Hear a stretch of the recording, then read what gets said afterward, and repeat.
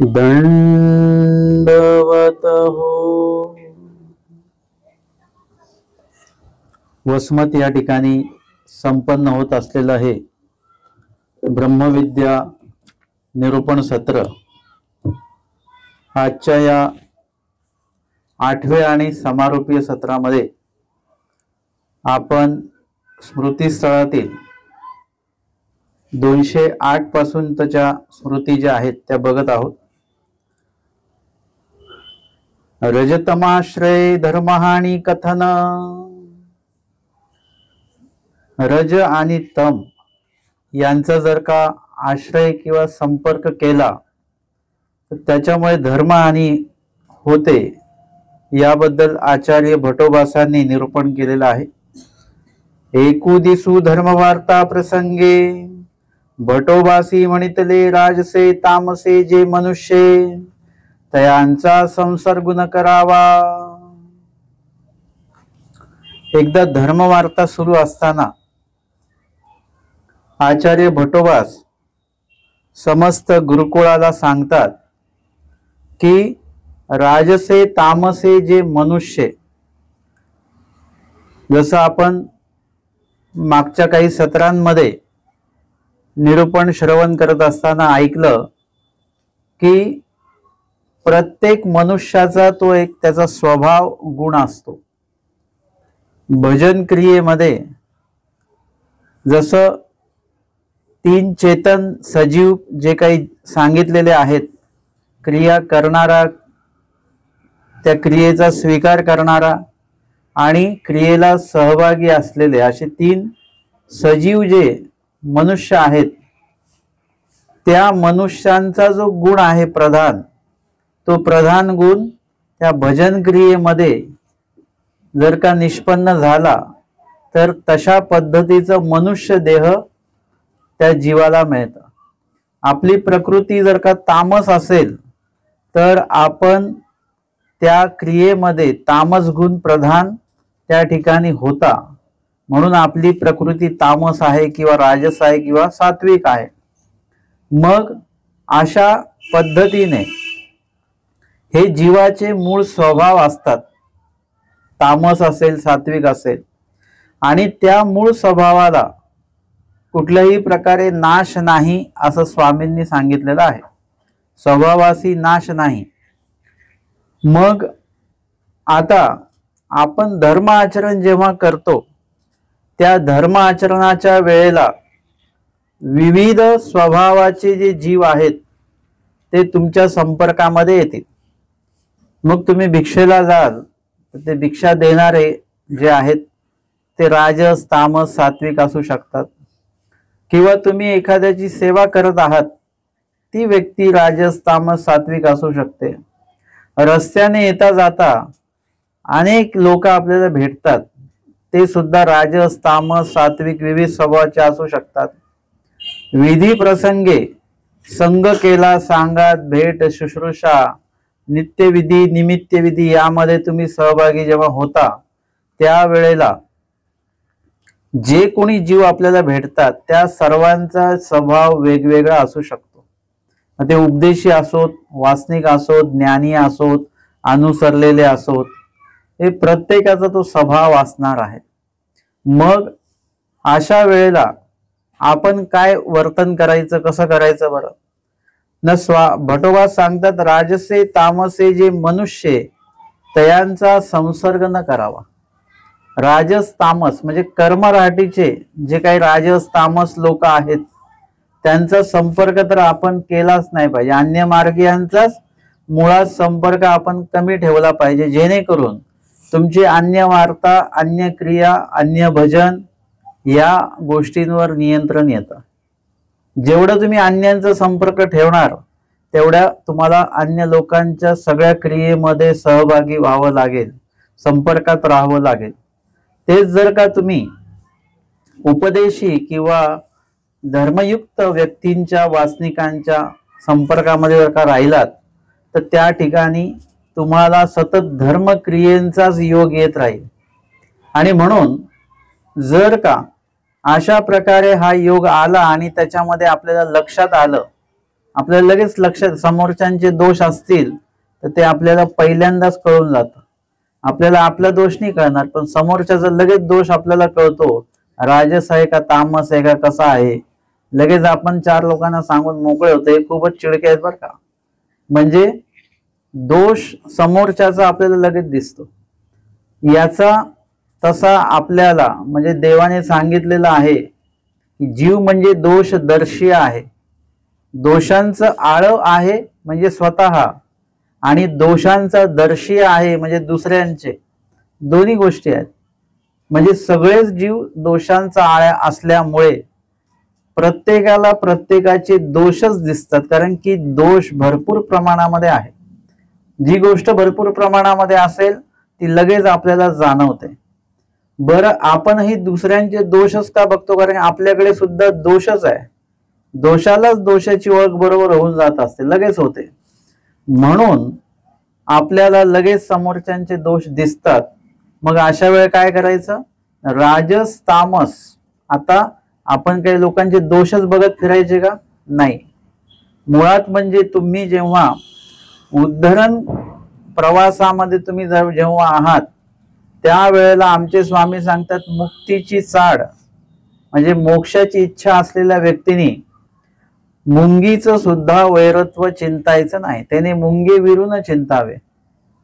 म्हणजे त्यांनी मुंगीचं सुद्धा वाईट चिंतन करायचं नाही. मग तिथून पुढे काय आणि तिथून मागे काय, म्हणजे मुंगीपेक्षा सूक्ष्म जीवजंतू काय किंवा मुंगीपेक्षा पुढे मोठमोठे जीवजंतू, पक्षी, पशु, प्राणी, मनुष्य यांचं तर अजिबातच वैरत्व चिंतायचं नाही आहे. आणि त्यामध्ये मुख्यत्वे आपल्याला असं दोष तर बघायचेच नाही आहेत, पण आवर्जून गुणांचं अवलोकन करायचं. दोष सगळ्यांकडेच असतं. जसं तो हिऱ्याची खाण खाणारा जो असतो, म्हणजे पूर्ण ती कोळशाची खाण असते काही, त्याच्यामध्ये तो हिरा सापडत असतो. मग त्यावेळेला त्याचं लक्ष फक्त हिरा कुठे मिळतो आहे. हिरा म्हणजे तत्संबंधित तो पाषाण मिळतो, नंतर त्याला पैलू पाडावे लागतात, परंतु त्याचं लक्ष त्या कोळशाकडे नसतं, त्या हिऱ्याकडे असतं. म्हणजे गुणग्राहक असणारा जो व्यक्ती आहे तो नेहमी गुणाकडेच लक्ष देतो की गुण कुठे प्राप्त होईल. जसं तुम्ही बाजारामध्ये काही भाजी घ्यायला जाता, तुम्ही ती भाजी ठरवलेली असते की ही भाजी आपल्याला घ्यायला जायचं आहे. मग तुम्ही त्या ठिकाणी तीच भाजी बघत असता पूर्ण बाजारात, कुठे दिसते का.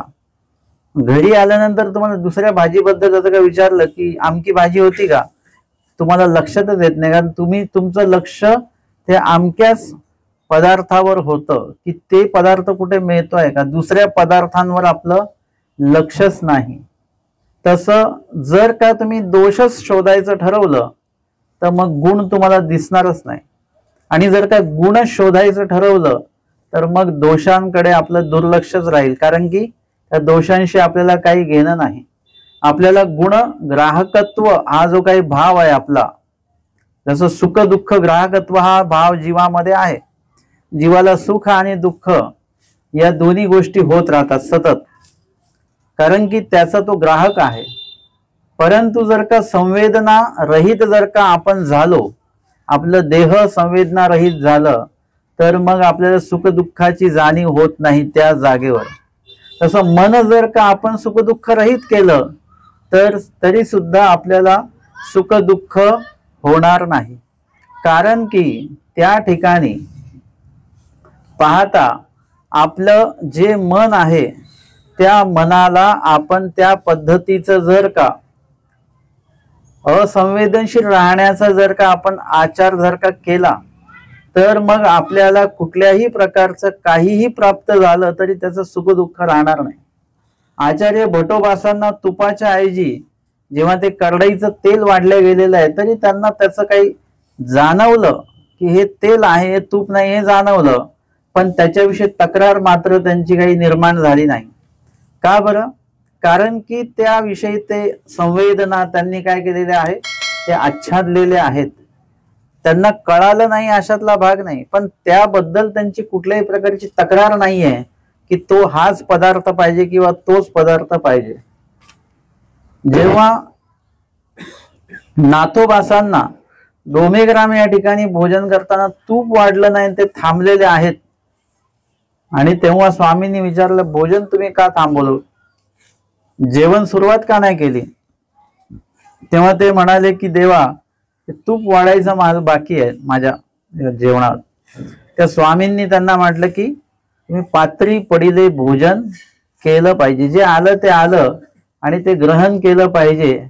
आमका पदार्थ येईल वगैरे याची वाट बघायची नाही. म्हणजे त्याविषयी संवेदना ज्या आहेत, दुःखाविषयी किंवा सुखाविषयीच्या संवेदना आपण थांबवल्या पाहिजेत. मात्र आनंदाच्या ज्या संवेदना आहेत, ज्या अध्यात्मामधनं प्राप्त होणार आहेत, जे स्मरणातनं, सेवा दास्यातनं, विधी आचरणातनं, निरूपण श्रवणातनं जे काही प्राप्त होणार आहे, त्याला आनंद असं म्हणतात. सुख नाही, तो आहे आनंद आहे. तो आनंद मात्र त्याविषयी आपण संवेदनशील राहिलं पाहिजे. काही लोकांना प्रवचनात बसायचा कंटाळा येतो, काहींना स्मरण करण्याचाच कंटाळा येतो. ते म्हणतात पारायण द्या मला वाचायला, मी ते वाचतो, पण ते स्मरण करायला लागलं की मग कंटाळा येतो. म्हणजे त्याचा तो आनंदच घेत नाही. आनंद घेतला पाहिजे, निरूपणाचा आनंद घेतला पाहिजे, वाचनाचा आनंद घेतला पाहिजे, देवपूजा, प्रसाद वंदन, स्थान वंदनाचा आनंद घेतला पाहिजे, अधिकरण मार्ग भेटीचा आनंद घेतला पाहिजे, वासनिक भेटीचा आनंद घेतला पाहिजे. त्या संवेदना ज्या आहेत त्या आपण जागृत ठेवल्या पाहिजेत.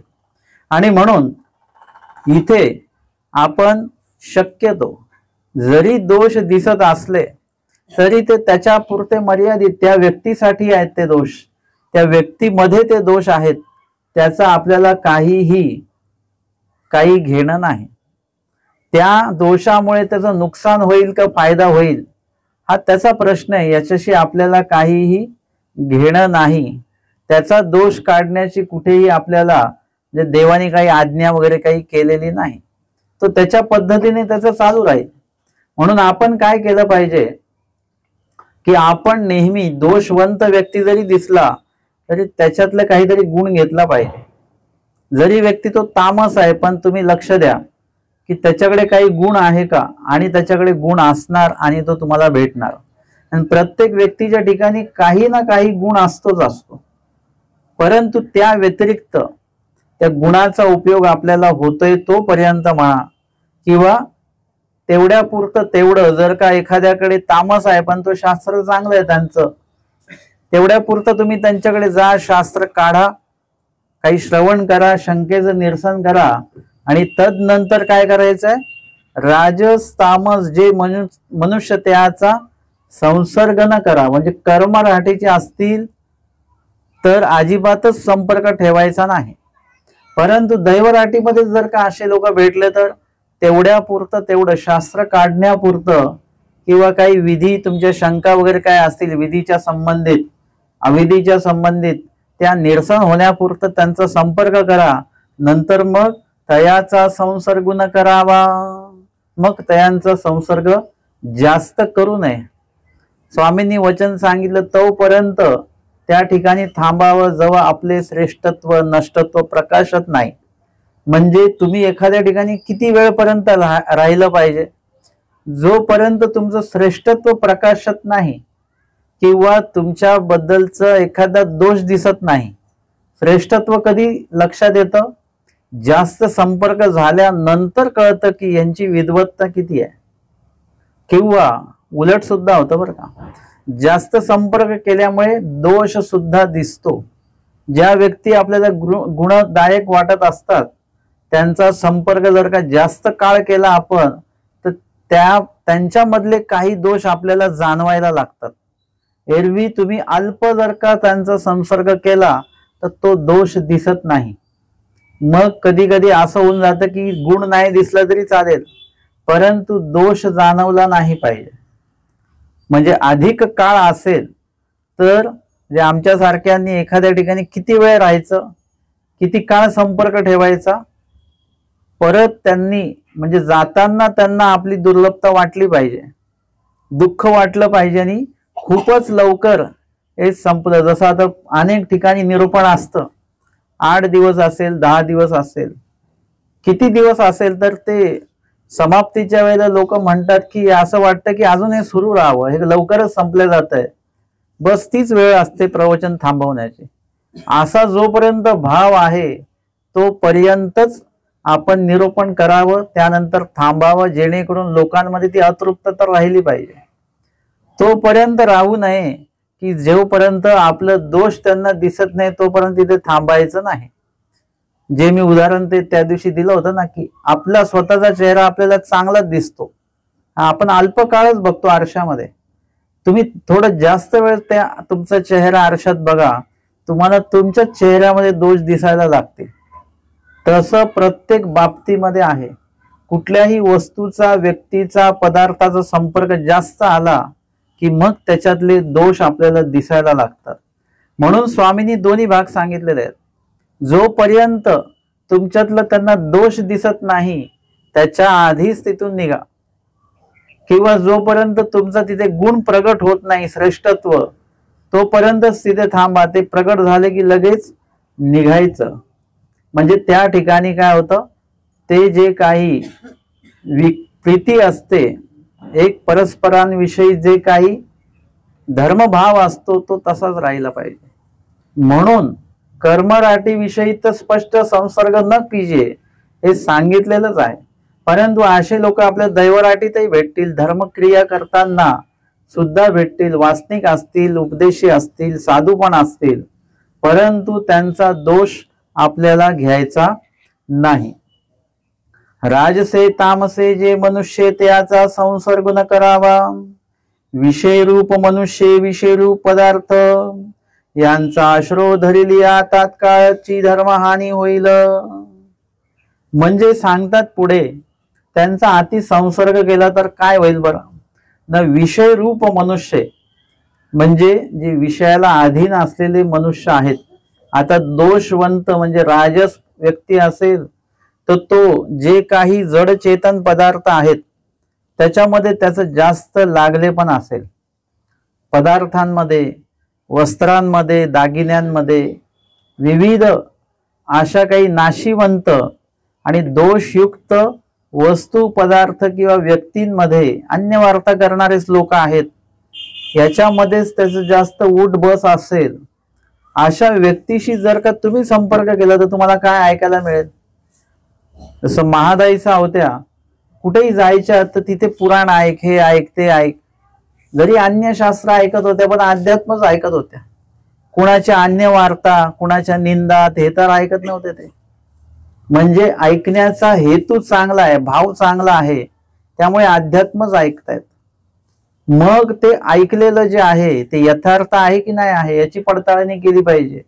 म्हणून स्वामींकडे आल्यानंतर मग धर्म वार्ता होते, प्रश्न निर्माण होतात आणि त्याबद्दल आमचे स्वामी निरूपण करतात. म्हणजे हे काय आहे, श्रवणाचा भाव चांगला आहे. ते जर का महादाईचा या जर का अन्य वार्ताच ऐकत बसल्या असत्या तर आम्हाला खूपशा प्रश्नांची उकल झाली नसती. खूपशा बाबतीतलं निरूपण आम्हाला स्वामींच्या मुखातनं ऐकायला मिळालं नसतं. म्हणून आपलं वास्तव्य सुद्धा अशाच व्यक्तीच्या संपर्कात ठेवा जो धर्मवार्ता करतो, जो धर्मवार्ता ऐकतो, वाचतो, धर्मक्रियेत राहतो, सेवादास्यात राहतो आणि सोबतच नाम स्मरण वगैरे इत्यादी क्रिया त्याच्या व्यवस्थित सुरू आहेत. अशा व्यक्तीच्या संपर्कात तुम्ही राहिलात तर तुम्ही सुद्धा त्याच्यासारखे व्हायला लागता. तुमच्या सोबतची व्यक्ती जर का बोलत नाही, ती गाठी घेऊन जर का स्मरण करते, तुम्ही बोलाल का त्यांच्याशी? डोळे बंद करून स्मरण करतायत ते, तुम्ही सुद्धा बोलणार नाही. तुम्ही सुद्धा लाजे काजेस्तव गाठी काढून भले स्मरण नाही करणार पण गाठी तर फिरवाल तुम्ही. अन्य वार्ता तर बंद होईल तुमची. असं देखो एकी एकमेकांनी एकांचा आचार केला तर म्हणजे एका व्यक्तीमुळे किती मोठा बदल होऊ शकतो.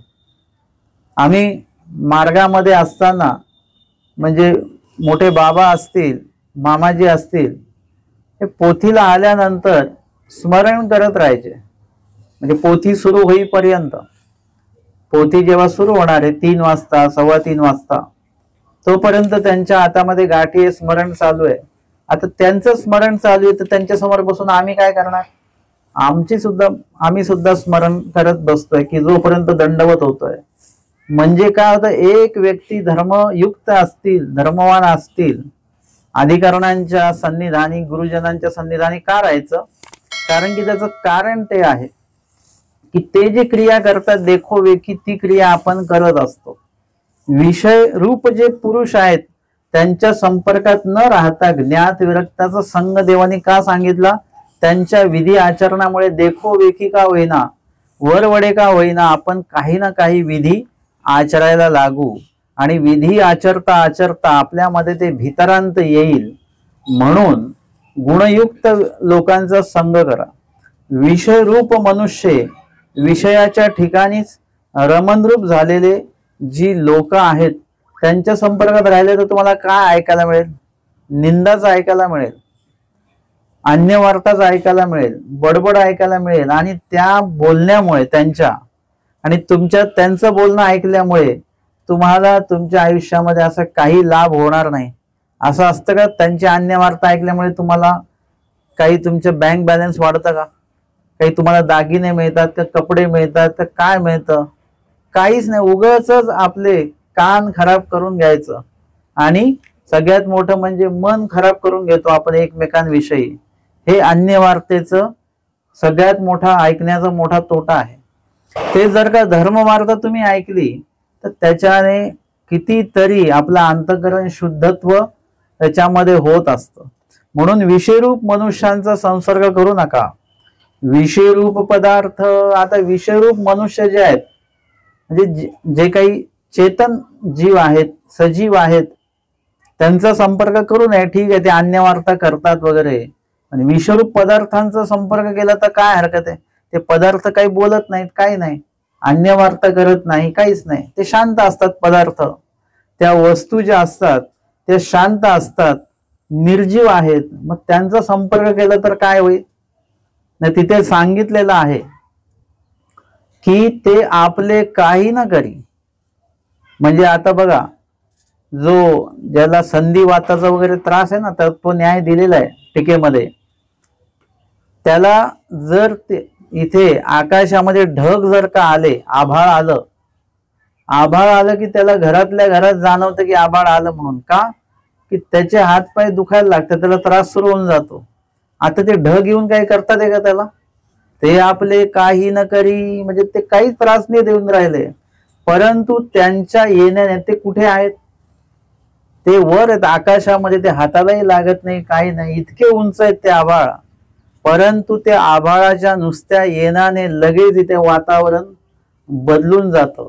ज्यांना त्याचा त्रास आहे तो त्रास त्यांना सुरू होतं. तसं हे काय आहे? आभाळ कशा आहे? सजीव आहे का निर्जीव आहे? निर्जीव आहे ते, परंतु त्यांच्या संपर्कामुळे आपल्याला त्रास होतो. म्हणजे विषयरूप जे पदार्थ आहेत, विषयरूप पदार्थ जरी निर्जीव असले तरी ते त्याची निर्मिती असेल, त्याची या ठिकाणी ते पदार्थ जे आणले गेले त्या आणण्यामागचा भाव असेल, बनवण्यामागचा भाव असेल, तो कसा आहे? तो दोषयुक्त आहे. जसं तुम्हाला जर का सुरी सापडली की तुम्ही त्याचा उपयोग काय विचार कराल? याच्याने भाजी चांगली कापता येईल बरं का, तो विचार येतो. पण तलवार भेटली तर आपले वेगळेच विचार येतो की याच्याने एवढे माणसं मारल्या जातात, म्हणजे मृत्यूचा, हिंसेचाच भाव त्याच्यामध्ये निर्माण होत असतो. बंदूक जर का बघितली तर त्याच्यातनं कुठला भाव निर्माण होईल? म्हणजे जशी ती वस्तू आहे, निर्जीव आहे, ती ज्या व्यक्तीने ज्या भावनेने ती बनवलेली आहे, ती भावना त्याच्यामध्ये समाविष्ट झालेली आहे. ती वस्तू बोलत नाही, चालत नाही, काही करत नाही, परंतु ती बघितल्यानंतर आपल्यात तो भाव बरोबर निर्माण होत असतो. तेलकट तुम्ही काय बघितलं की लगेच खाऊसं वाटतं. म्हणजे त्या पदार्थ बनवण्याच्या मागे तो जो हेतू प्रस्थापित केलेला आहे त्यानुसार ते पदार्थ संपर्कात आले की ते कार्य करायला लागतात, बरोबर दोषयुक्त कार्य करायला लागतात. जर का एखाद्या ठिकाणी कागद पडलेला असेल साधा, तुम्हाला घेऊ वाटतं का तो? परंतु पैसे पडले असतील तर लगेच ते घेऊ वाटतात. म्हणजे पैशांचा मागचा भावच असा आहे की घ्यायचं. पैसे देण्याचा विचार हा 10% असू शकतो आपल्या आयुष्यात विचार, परंतु घेण्याचा विचार 90% असतो. संपत्ती असेल 90% आपल्याला भेटली पाहिजे, कोणाची संपत्ती असेल ना का, आपल्यालाच भेटली पाहिजे.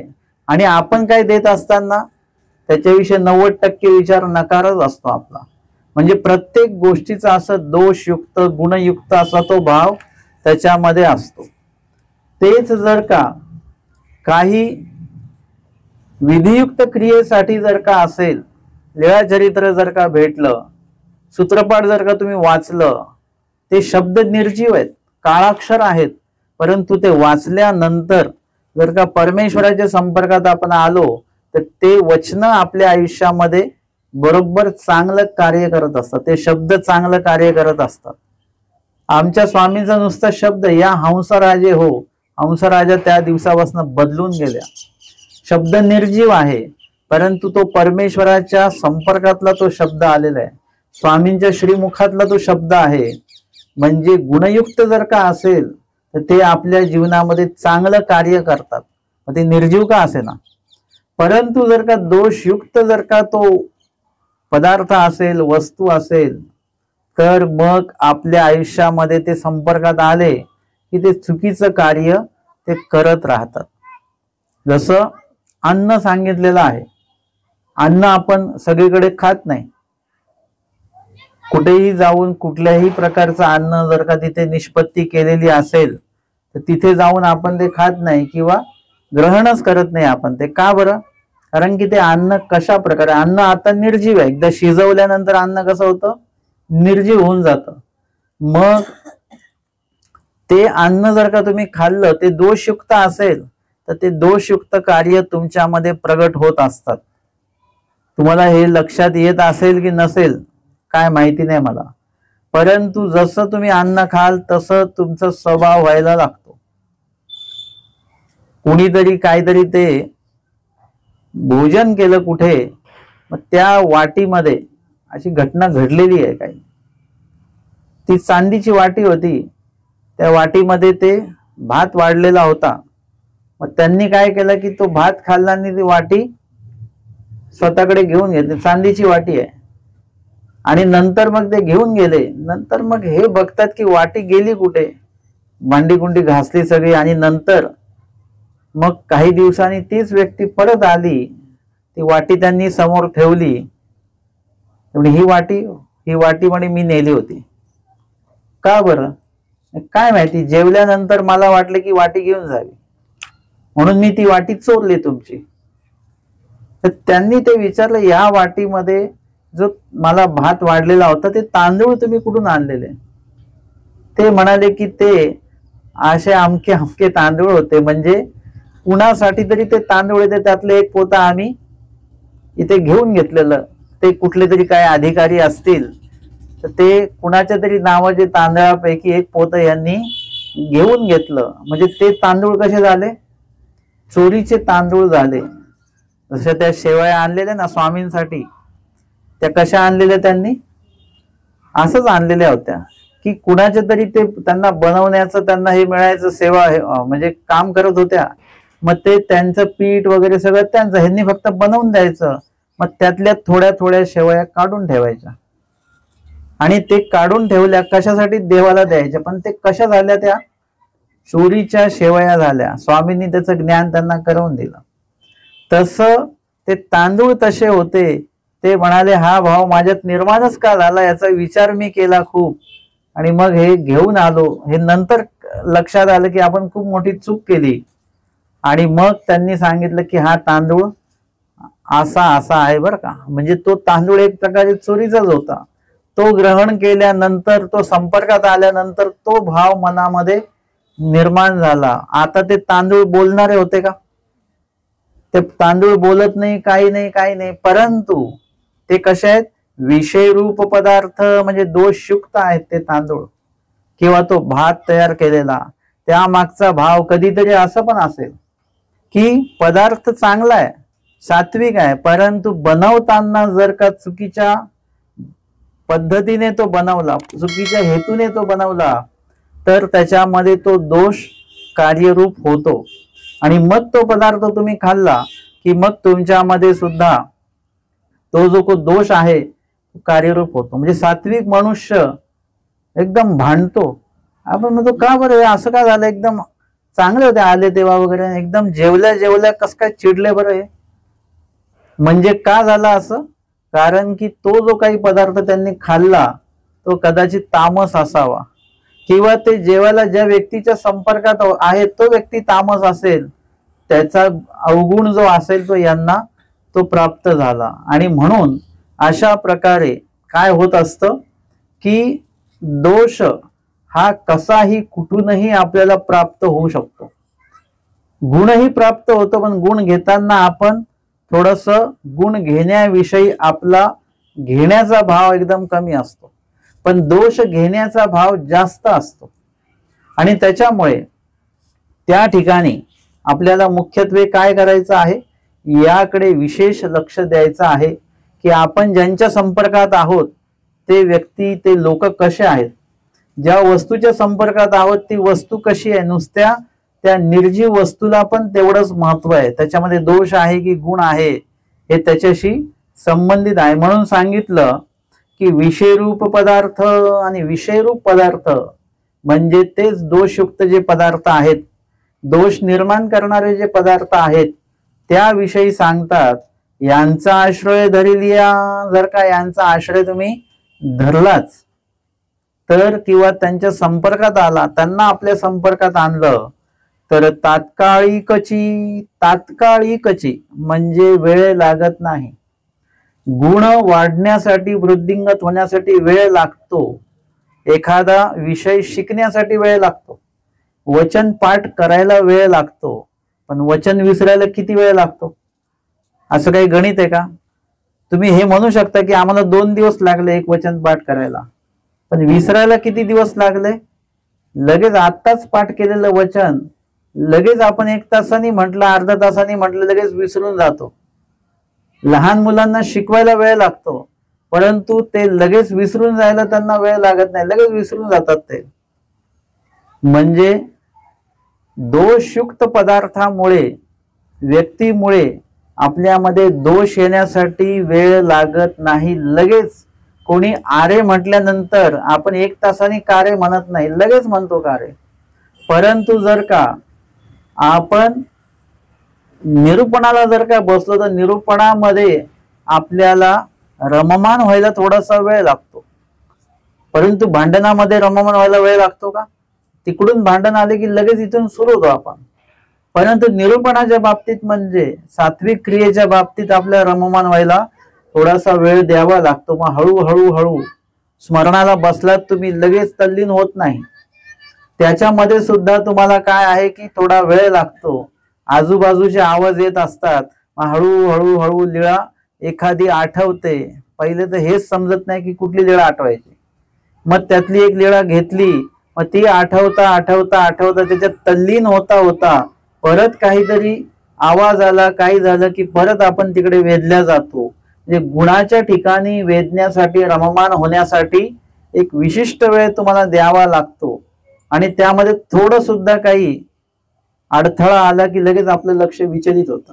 पण लक्ष विचलित होण्यासाठी वेळ लागत नाही, लगेच विचलित होतं. म्हणून अशा दोषरूपी पदार्थांच्या ठिकाणी आपण त्यांचा संसर्ग नाही करायचा. श्रुतीस्थळामध्ये घटना येते की ते काय करतात की त्याग करतात, आणि त्याग करताना घराचे काही हिस्से करतात, मुलांचा हिस्सा, पत्नीचा हिस्सा, स्वतःचा हिस्सा, आणि स्वतःचा हिस्सा तो घेऊन येतात भोटोबासांच्या समोर ठेवतात आणि म्हणतात मी सर्व त्याग करून आलेलो आहे आणि हा माझा हिस्सा, हा सुद्धा मी ते घेऊन आलेलो आहे. भोटोबास म्हणतात ते घेऊन जा, तुमचा हिस्सा इकडे लागत नाही, घेऊन जाते घरी देऊन या परत. कारण की जर का तुम्ही त्याग केला तर हा माझा हिस्सा, असं हे माझं असं म्हणण्यात काहीच म्हणजे तो त्यागाचा भाव त्याच्यामध्ये नाहीये. अहंकाराचा भाव, माझं आहे हा भाव आहे. उद्या जर का काही झालं तर ते म्हणतील मी एवढं दिलेलं आहे मार्गाला, मी तेवढं दिलेलं आहे, मी माझा हिस्सा दिलेला आहे, असं ते बोलूनही दाखवतील. आचार्य म्हणतात घेऊन जा, कारण की ते धन जे आहे ते धन जरी परमार्गी उपयोगी लागणारा असेल, परंतु धन देण्यामागचा, त्याचा हिस्सा करण्यामागचा जो भाव आहे त्या व्यक्तीचा, तो मात्र चुकीचा आहे. त्याच्यामध्ये अजूनही तो अहम आहे, तो त्याग भाव अजूनही त्यामध्ये नाही आहे. म्हणून ते कसे झाले, दोषयुक्त ते द्रव्य झालं. संपत्ती, द्रव्य, अलंकार हे नेहमी दोषाच्या संपर्कात असतात, हे गुणदायक नसतात. हे बघितले की सात्विक व्यक्तीला सुद्धा ही चोरण्याची भावना निर्माण होते, किंवा हे मला भेटलं पाहिजे असा भाव निर्माण होतो. म्हणून आचार्यांनी नाही सांगितलं ते. मग त्यांच्या लक्षात आलं, त्यांनी दुःख व्यक्त केलं आणि त्यांना म्हटलं की आता मी सगळं सोडून आलेलं, आता परत हे द्यायला जाईन, परत जाणार येणार वगैरे सगळा वेळ याच्यामध्ये जाईल, हे तुम्ही माझं स्वीकारा, म्हणजे हे मी जे काही दिलेलं आहे. रडले पडले आणि मग बटोबास म्हटलं जा तिकडे नेऊन ठेवून द्या, हे खाईल माझा मड, म्हणजे परमार्गी उपयोगी लागेल जेव्हा केव्हा लागायचं तेव्हा.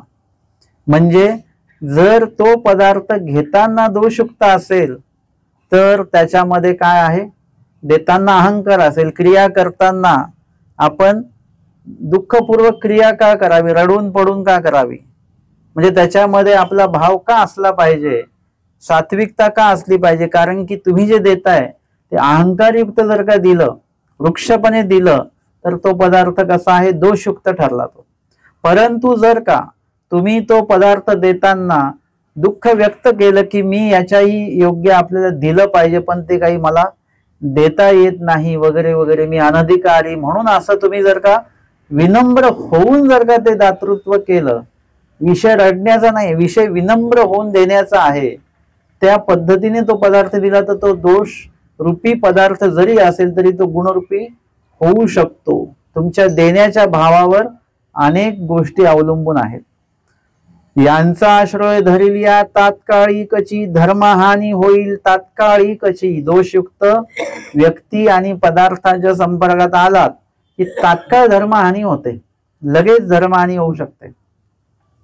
तुम्ही स्मरणामध्ये तल्लीन आहात एकदम, जेव्हा आठवतायत, डोळ्यांमध्ये अश्रू वगैरे येत आहेत, असं सगळं असताना एकदम जर का कोणी टीव्ही लावला तर तात्काळिकची धर्महानी. कोणी नातलगच आले एकदम तर तात्काळिकची, लगेच तुम्ही स्मरणातनं बाहेर येणार. दोषयुक्त पदार्थ, तुमच्या आवडीचाच पदार्थ आला, तुम्ही स्मरण करताय, लगेच तुमच्या मनामध्ये सुरू होतं बरं का. तुम्ही स्मरण सोडत नाही, गाठी सुरू आहे, परंतु तुमचं मन तिकडे आहे की आधी खाऊन घेऊ का, मग स्मरण करू का आपण, मग ते थंड आहे, आईस्क्रीम आहे तर मग ते नंतर खाण्यापेक्षा आत्ताच खाऊन घेऊ, किंवा ते गरम गरम आहे तर आता गरम गरम खाल्लेलं चांगलं. गाठी सुरू आहे. तात्काळिकची धर्महानी म्हणजे फक्त गाठी फिरते. खूप वेळा असं असतं की आपली गाठीच फिरत असते, लोकांना वाटतं की आपण स्मरण करतो आहोत, फक्त गाठी गोल गोल गोल गोल फिरते. त्याच्यापेक्षा कितीतरी वेगाने मन आपलं इकडे तिकडे इकडे तिकडे फिरत राहतं. का बरं? कारण की आपल्या विचारांमध्ये काहीतरी दोषरूप विचार येतो. आचार्यांनी सांगितलं की विषयरूप मनुष्य आणि पदार्थ आणि सोबत विचार, म्हणजे विषयरूप पदार्थ किंवा मनुष्य काही जरी आलं संपर्कात तरी आपले विचार सुद्धा विषयरूप होतात, दोषरूप होतात, आणि ते दोषरूप विचार हे आपल्या धर्मरूप विचारांना काय करतात, बाजूला सारण्याचा प्रयत्न करतात. आता तुमची तपश्चर्या किती आहे हे त्यावर अवलंबून आहे की तुम्ही तिथून बाजूला होता की नाही होता. तुम्ही धर्महानी करून घेता की नाही घेता हे तुमच्या तपश्चर्यावर अवलंबून आहे. कोणी म्हटलं अहो ते अमका अमका आहे, गोड पदार्थ संपून जाईल, बसा तुम्ही जेवायला, ते म्हणतात संपला तर संपू द्या, काही हरकत नाही, सर्वांना वाढल्याशिवाय मी बसणार नाही. ते म्हणतात अहो तो पदार्थ थंड होऊन जाईल, काही हरकत नाही, जसं आहे तसं.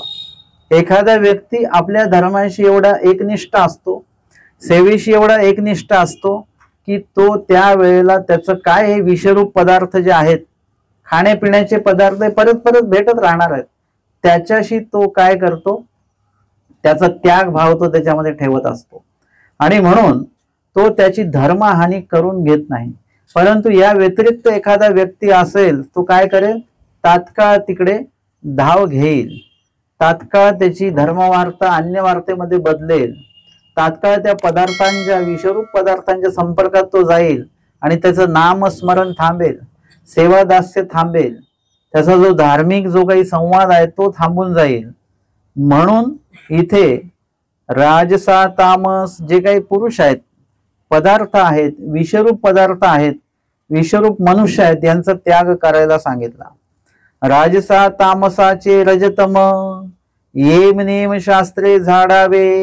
आता जर का आपल्या संपर्कामध्ये राजस तामस कोणी व्यक्ती आले, धर्मबुद्धीने आलेले आहेत, तो व्यक्ती आहे राजस किंवा तामस आहे, परंतु आता तो धर्मबुद्धीने आलेला आहे, त्याग करून आलेला आहे आणि त्याचा भाव पुढे चांगला आहे, तर मग आपण काय करावं? अशा वेळी त्याला संघ सांगत देऊ नये का? नित्य निमित्त विधीमध्ये त्याला सहभागी करून घेऊ नये का? सांगतात की राजसा तामसाचे रजतम, राजसाचे रजपण, तामसाचे तमपण, येम नेम शास्त्रे झाडावे. म्हणजे त्याला पद्धतशीरपणे शास्त्राचं निरूपण करून, दोषांचं निरूपण करून, त्यागाचं महत्व सांगून त्याच्यामधनं तो राजस तामस जो काही उचंबळ आहे, स्वभावाचा नाश नाही करू शकत, पण त्या स्वभावाला जे काही फांद्या आलेल्या असतील, पानं आलेली असतील, झाड तर मुळासकट नाही काढता येत आपल्याला, पण त्याच्या फांद्या पानं वगैरे तर आपल्याला काढता येतील. म्हणजे त्याचा तामस मूळ स्वभाव, राजस मूळ स्वभाव तो आपल्याला नष्ट नाही करता येणार, पण त्याच्या अनुषंगाने, त्याच्या योगाने जो काही दोष निर्माण झालेला आहे, त्या दोषाचं क्षालन आपण करू शकतो, त्याला विधी घडवून, किंवा त्याला जे काही नुकसान आहे ते पटवून देऊ शकतो. एखादे तामस लोक असतात ना, ते म्हणतात, ते स्वतः सांगतात की मी खूप चिडचिड करतो, काय करायचं, माझा स्वभाव असा आहे. त्यांना तो लक्षात येतो की हे चुकीचं आहे सगळं. मग त्यांना सांगता येतं की तुम्ही काय करा, मौन बाळगा, इथे कोणी काय बोललं तरी काही बोलू नका, स्मरण करा. तामस भाव त्याच्यात निर्माण होतो, पण ते कार्यत्वीला येऊ देऊ नका. अशा प्रकारे त्याला ती सवय होते.